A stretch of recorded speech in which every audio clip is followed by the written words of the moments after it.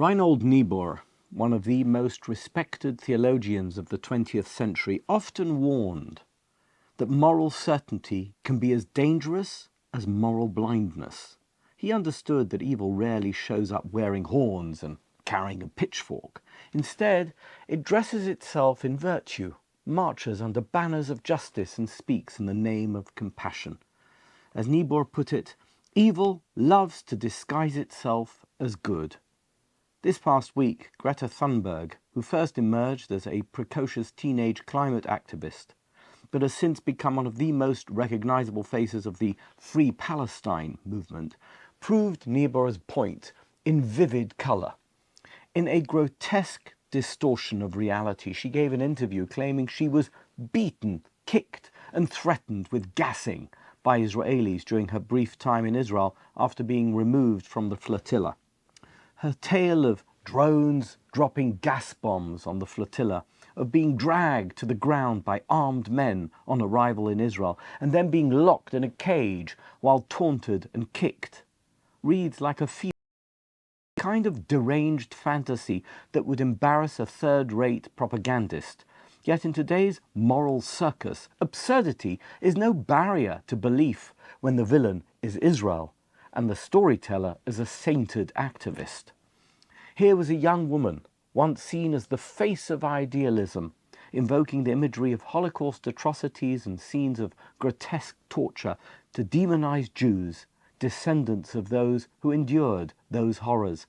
Her interview is a concoction of lurid, self-serving fantasy, the innocent, virtuous fighter for goodness cast as a victim of unspeakable cruelty, a pantomime of righteousness that is, in truth, nothing more than repugnant evil, not only because it is false, but because she cloaked her invented suffering in the language of moral purity. And she is hardly alone.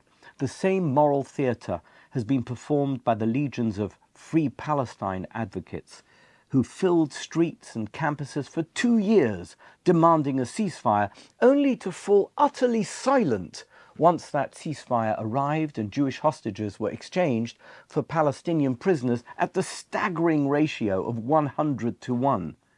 For all their talk of peace and humanity, their compassion evaporated the moment the fighting paused, because their outrage was never about saving lives. It was about condemning Israel. That is why it is evil. These self-styled champions of justice were never rooting for peace. They were rooting for Israel's destruction, the elimination of the Jewish state, and, if history is any guide, the elimination of Jews. But none of this is new. From the dawn of creation, evil has triumphed not by being ugly, but by masquerading as beauty.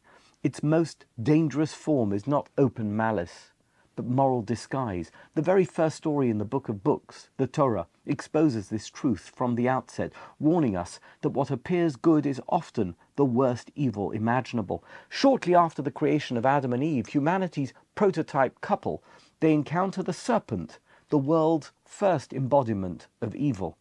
But the serpent doesn't hiss threats or declare itself God's enemy. On the contrary, it speaks the language of progress, self-empowerment and enlightenment.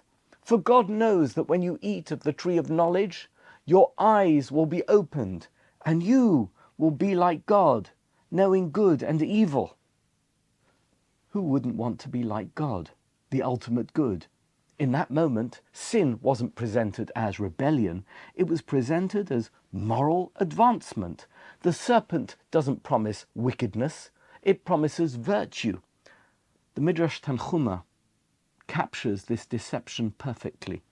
The serpent approached her with words of friendship, it says. It spoke softly. It offered companionship. It offered her a path to becoming a better version of herself. The Midrash's phrase, words of friendship, is brilliant because evil's first disguise is not as an enemy, but as a friend. How perfectly that describes so many moral crusaders of our own time. They come bearing empathy, waving the flag of justice, speaking of freedom and compassion. But beneath that promise of goodness lies malice and deceit. The Ramban adds another dimension. He notes that the serpent's words were not entirely false. In fact, the deception lay in their half-truth. Eating from the tree would open the human mind to greater awareness. As Ramban explains, evil never triumphs by denying goodness outright. It triumphs by redefining it. That is why he calls the biblical serpent the most cunning of creatures. By cunning, he does not mean intelligent, he means manipulative.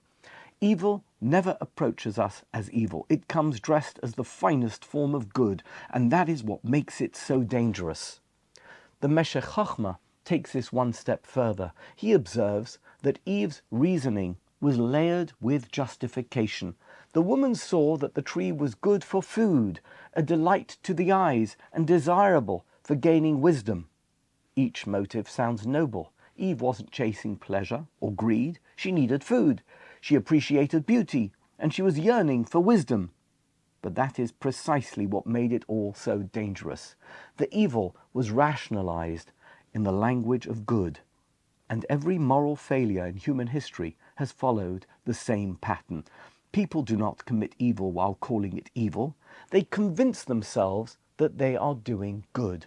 Every ideological movement that has unleashed destruction on the world has begun with the same refrain: we are fighting for justice. And so it is today. The woke left has perfected the art of moral inversion, the cloaking of malice in virtue. They proclaim themselves champions of the oppressed, but their selective compassion exposes their true motives. They weep for aggressors and scorn their victims. They champion human rights, but only when those who are suffering aren't Jews. They tell themselves and the world that they are building a better society. In truth, they are constructing a world where facts are negotiable, morality is political, and good people are the ones you decide are good. In that world, lying is not a sin, it's a strategy. These do-gooders are the spiritual heirs of the biblical serpent, fluent in the language of compassion, but devoted to the cause of destruction. And that, in a sense, is what the Torah story foresaw. Evil does not announce, I will destroy the world. It declares, I will perfect it. It does not preach hatred, it preaches justice. But in the end, it is evil, pure and simple. The Greta Thunberg story is absurd, but it is also deeply symbolic. She represents countless others like her who have mistaken emotion for ethics and outrage for morality. Like Eve gazing at the fruit, they see what is good for food and delightful to the eyes, but never stop to ask whether it is right. Niebuhr was correct. Evil loves to disguise itself as good. It does so because it knows that goodness is our deepest desire, and therefore our easiest weakness. Like the serpent in Eden, every false prophet of virtue since has used the same tactic. Darkness is easy to recognize, but evil is not. Darkness is the absence of light. Evil bends the light until lies look like truth and hatred feels like compassion. And when that happens, our only defense is the one the Torah prescribes: clarity, humility, and the courage to see through the disguise.